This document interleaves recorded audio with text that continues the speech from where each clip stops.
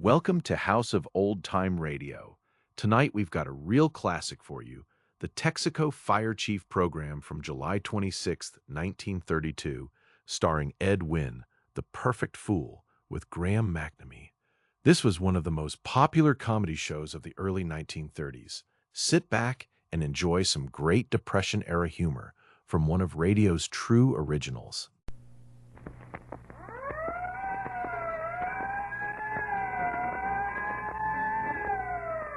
Texaco service stations and dealers from coast to coast present the Fire Chief Double Quartet. Don Voorhees and the Fire Chief Band. Graham McNamee. And Ed Wynn, the perfect fool. Well, I'm the chief again. Tonight the program's going to be different. Good evening, Chief. I saw you last Sunday out in the country. Yeah. What were you doing carrying that lantern? Well, it was dark in the country, Graham. I was calling on a gale, so I carried the lantern. Well, that's funny. When my uncle was courting his wife in the country, he didn't use a lantern. Oh, I don't doubt that, Graham, but look what he got. Well, never mind that, Chief. What I want to know is, did you behave yourself, son? Oh, what do you mean, Graham? Well, I mean, did you keep the commandments? Oh, don't be silly, Graham. I always keep the commandments. You do? Yes, my great trouble is with the amendments. That's my trouble. Oh, I felt fine when I called on my girl. I felt great, but her father took us on an automobile trip, and I had to be good, Graham. Did you? Yes, between his car and the bum roads, it knocked the devil right out of me, Graham. Well, I finally got you to ride in an automobile anyway, didn't I? Yes, you did, Graham, but the least you can do for me now is to get on a horse. Well, Chief, isn't it true that horseback riding gives you a headache? What are you talking about? Riding a horse give you a headache, Graham? Yeah. On the contrary. On the contrary, Graham. Well, and what's more, if more people rode horses, there would be less accidents over the weekend. Oh, still talking in the past, aren't you, Chief? That was before four-wheel brakes. Oh, Graham, I'm glad you said four-wheel brakes. Oh, that reminds me of a beautiful song. I'm going to have Don play it. It's about four-wheel brakes, you know. Yeah? The title of it is Four-Wheel Brakes, the News to Mother. Play that, Don.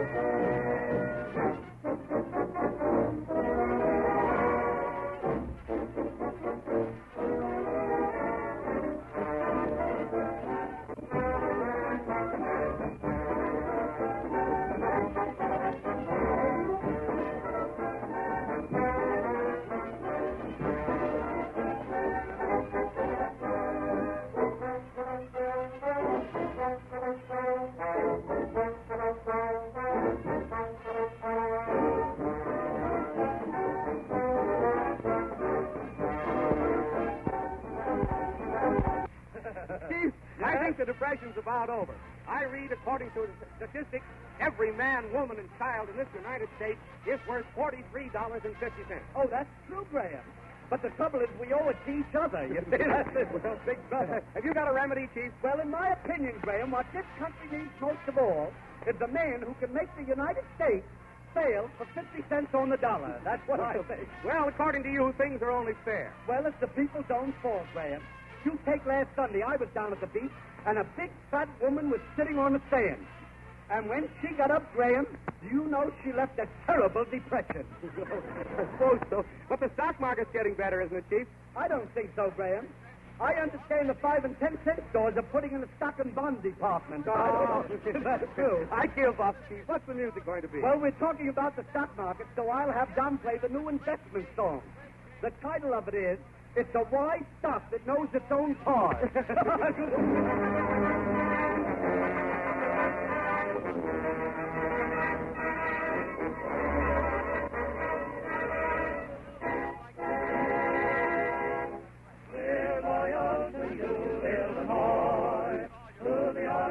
and blue, Illinois.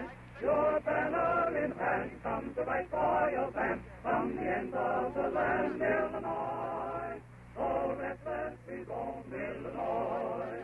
Your campus is home, Illinois. Your arms are outstretched to greet us, shouting your proud to greet us. Welcome to you, Illinois.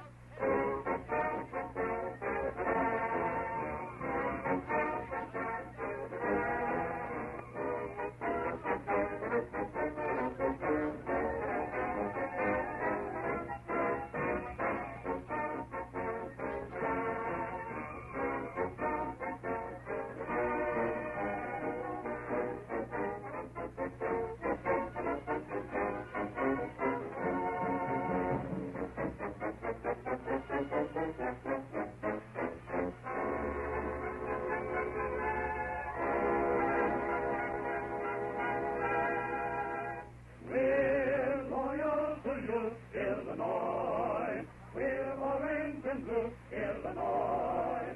We'll back you to stand against the best in the land, for we know you have stand, Illinois. Rock, rock, those nights that blockade, Illinois.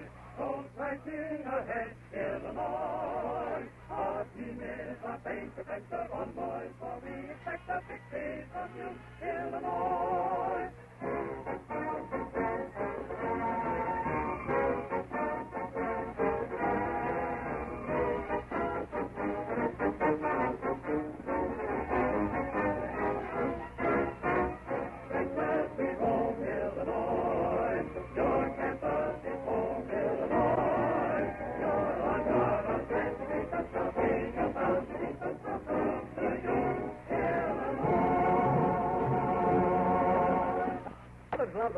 Well, here's the chief again. Yeah.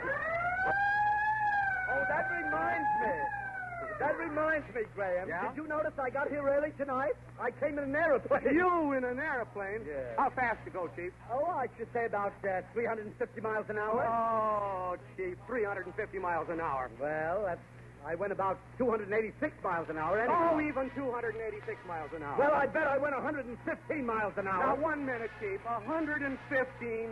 Oh, well, then let's stop talking about it altogether. You'll have me backing up in a minute, my goodness. Well, didn't you look at your speedometer at No, home? I didn't, Graham. Well, Chief, in a car with Texaco Fire Chief gasoline in the tank, Yeah. you've got to watch the speedometer. If you don't, the old needle starts creeping up on you. Until the first thing you know, you'll be telling some judge all about Fire Chief gasoline. This fire engine gas certainly gets you places in a hurry. Fill up with Fire Chief. Watch your speedometer and be sure your brakes are in condition. Oh, my uncle has great brakes on his car, Graham. Yeah? They're so good that if he has an accident and hits a man, he can stop right on him. Think of that. Oh, he says he would like to use Fire Chief gas, but he thinks it would cost too much, Graham. Oh, that's just the big point, Chief. You tell your uncle the surprising thing is that Texaco Fire Chief costs no more than ordinary gasoline. He'll not have to pay a premium for Fire Chief.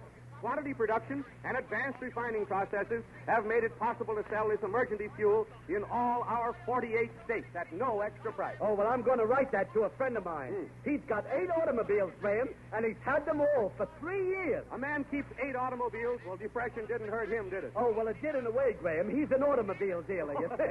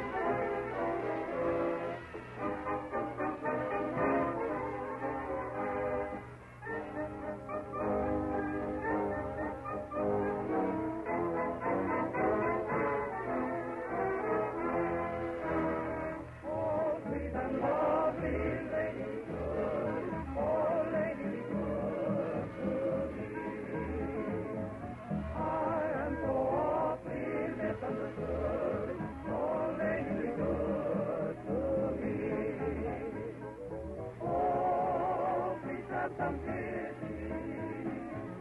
I'm all alone in this big city. I tell you, I'm just a lonesome in the woods. Oh, baby, It's cockeyed. He's so cockeyed.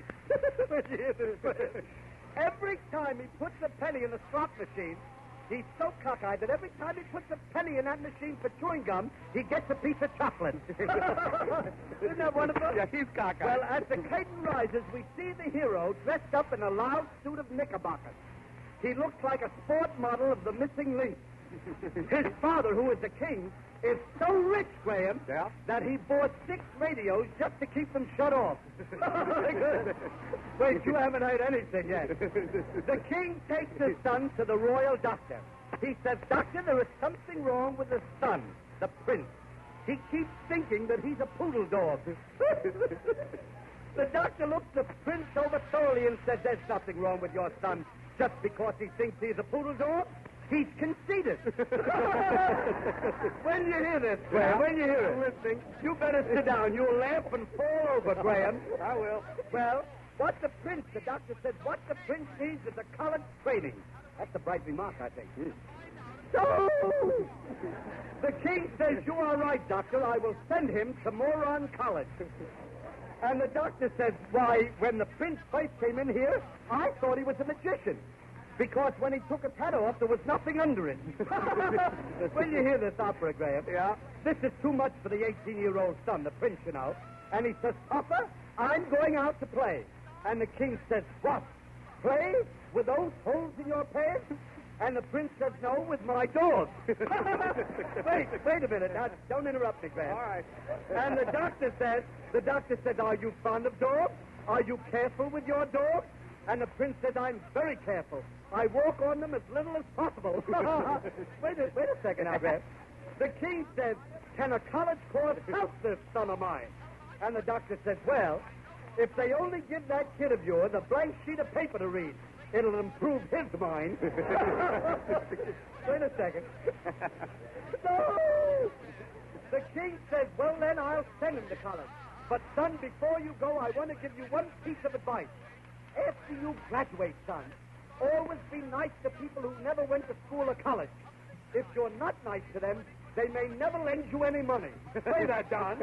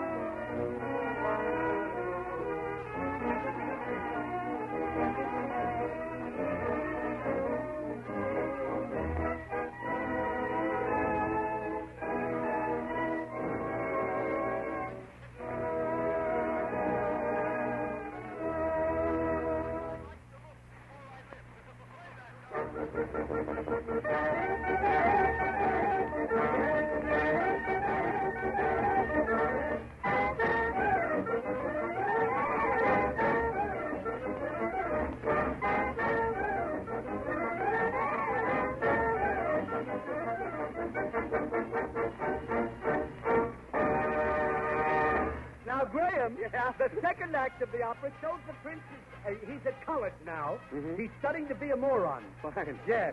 We find him in the English class.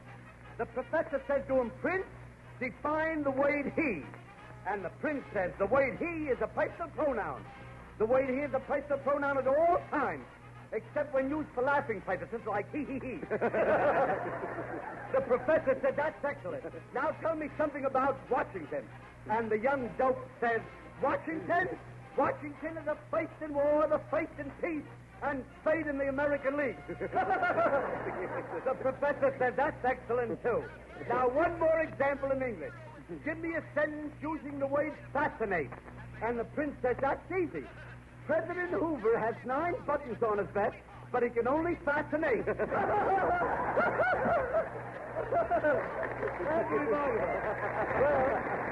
you see?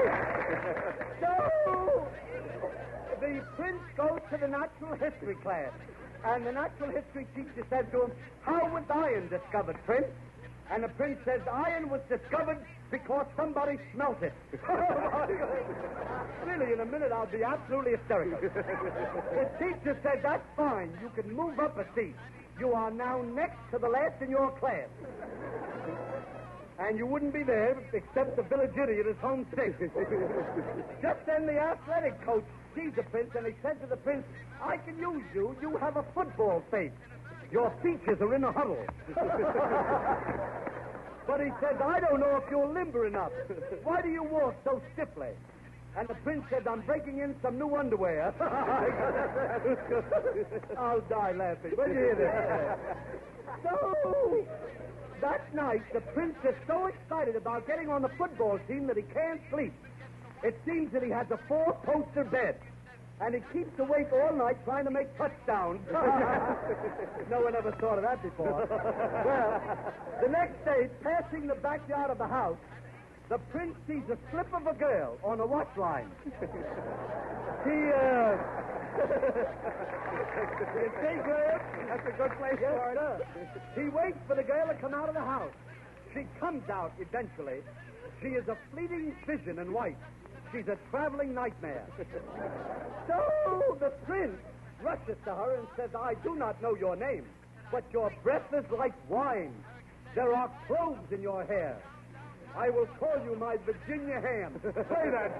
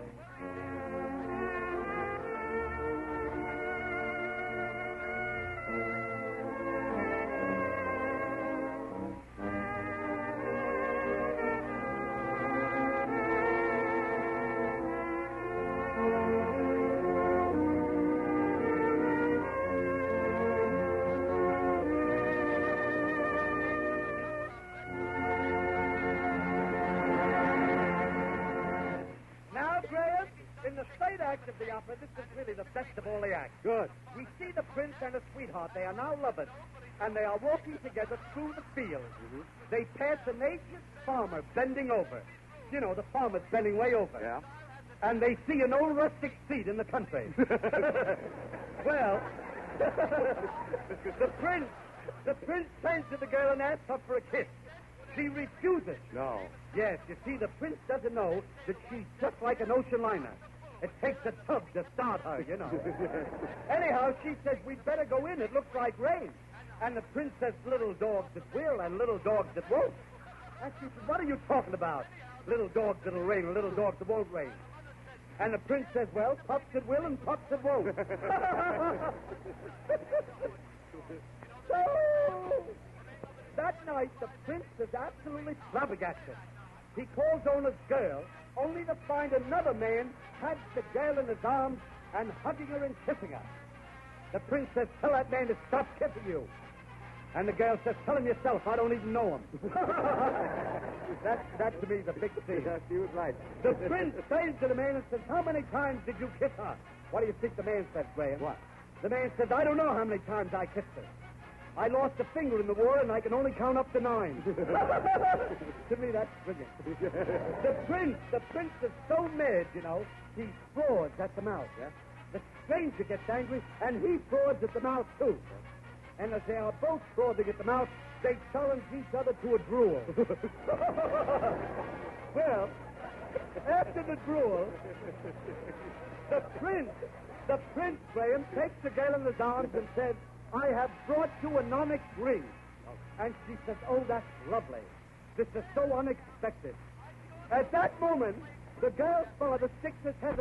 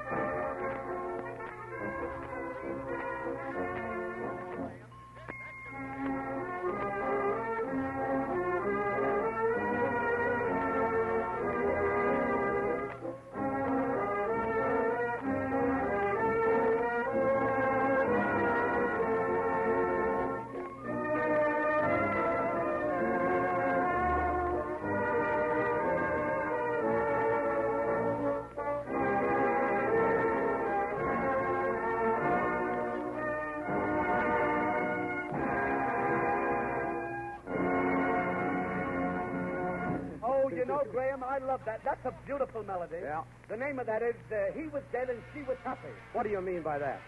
I mean the Merry Widow. I got it all mixed up. Well, come on, Chief. Let's get down to these letters, shall we? Yeah, I'd love to. All right, here's one from Helena, Montana. Oh, Dear good. Chief, I'm invited to my first picnic next Sunday, and I would like to be prepared for some of the things that are going to happen. Yeah. You think we'll have a buggy ride? Signed, Ecstasy. Dear Ecstasy, I've been on a lot of picnics. You may not have a buggy ride, but I'll guarantee that you'll have a buggy cake. I know that. Here's one from Oklahoma City, Oklahoma. Yeah. Dear Chief, I am in love with a fellow who works on a horse ranch near here, and I think he loves me, too. He acts very bashful when he's with me, and I think this is due to the fact that he only understands horses. How can I find out if it is serious in his intentions to me? Signed, Fluster. Dear Flusted, as your sweetheart knows nothing but horses, if he gets serious, you'll know it immediately. The first thing he'll do is to open your mouth and look at your teeth. Here's one from Edgartown, Martha's Vineyard, Massachusetts. Oh. Dear Chief, at a meeting of our club last Friday, we were discussing which was the most popular name of cities in this country. One says Springfield is used the most. Another says Washington. One says Centerville. What do you say? Signed, Tourist. Dear Tourist, the most popular name that I have seen is Goslow. There seems to be one in every state in the Union. You'll notice it on all the signs, Goslow. It's spelled G-O-S-L-O-W. Yeah. Well, Chief, Yeah? you know, here's one you'll like, Chief. Here's one from Chillicothe, Ohio. Yeah? Dear Chief, I am a boy 8 years old, and at Sunday school last week, the teacher spoke about Mount Ararat. Can you tell me where this mountain got its name? Signed, Boy Scout. Dear Boy Scout, Mount Ararat got its name from a pussycat. Many years ago, there was a cat that stuttered. And as he was walking over the hill, the stuttering cat said, I smell Ararat. And now, here's one, Chief, from Chicago, Illinois. Oh, go ahead, Chief. Read this yourself. Well, will you? this one says, Dear Chief, what do you think of this? I put some Fire Chief gasoline on my grapefruit, and it increased the squeak 50%. Well, I'll answer that one later. I don't know what...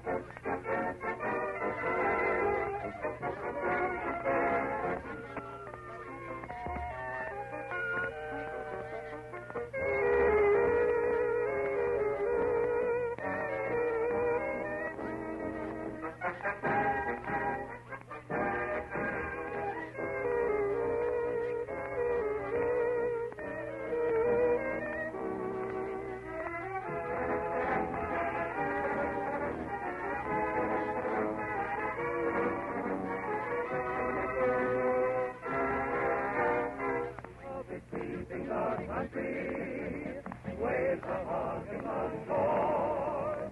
All the Texas from Maine to Texas have never known such love before. Even building and tuning, like the birdies of us. Each girl and boy alike, sharing joy alike, feel the tag the most, moving national. Love is leading the country, wherever was home. Just what does the United States government consider an emergency motor fuel? Exactly this: a grade of motor fuel suitable for uses in ambulance, fire engines, and emergency vehicles. This statement is taken from their pamphlet, VVM 571, which contains complete specifications for emergency motor fuel. Texaco Fire Chief gasoline surpasses these specifications. An emergency fuel brimming over with fire engine power. Think of it. The same type of gasoline which the United States government specifies for emergency vehicles. You can now have for your own use at the price of ordinary gasoline. You pay no premium. Texaco Fire Chief is sold at all red Texaco pumps and at Texaco pumps only. And remember, July engine heat requires a motor oil that will not spin out or break down. Crack-proof Texaco is that motor oil. It is sold wherever you see the Texaco red star with the green teeth.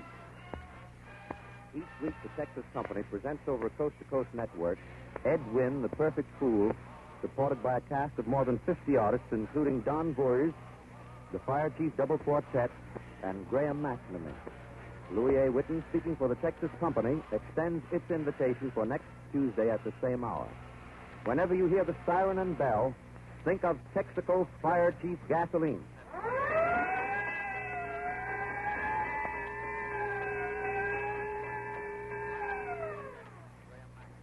The music on tonight's Fire Chief program included I Got Rhythm, Illinois, We're Loyal to You, Lady Be Good, selections from The Merry Widow, and Love is Sweeping the Country. This is the National Broadcasting Company.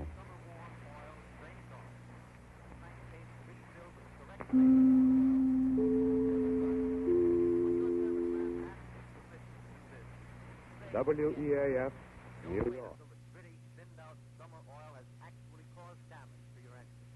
If you enjoyed this classic Texaco Fire Chief show with Ed Wynn, please hit the like button and subscribe to House of Old Time Radio so you never miss a new episode. Leave a comment and tell us what made you laugh the most, or if you remember listening to Ed Wynn years ago. Thanks for listening, and we'll see you next time.